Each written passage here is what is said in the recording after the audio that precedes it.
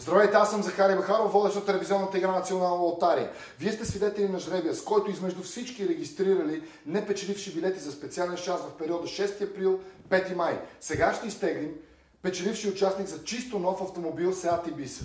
Теглянето се осъществява под контрола на Държавната комисия по хазарта, както и под контрола на комисия, определена от организатора на играта. Нека да видим кой ще спечели чисто нов автомобил. Името на този щастливец е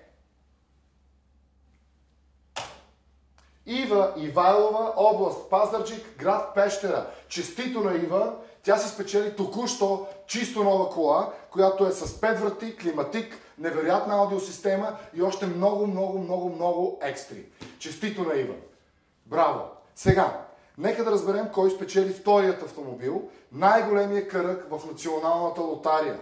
Уважаеми зрители, най-големият кръг, участника, който регистрира най-много непечеливши билети в периода 6 април – 5 май, се казва Мустафа Кьоров от град Якоруда, област Благоевград.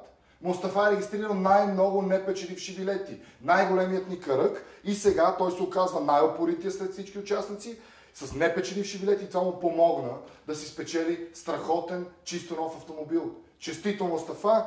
Очаквайте скоро и официалното награждаване на двамата победители, които спечелиха чисто нови коли от играта Специален шанс.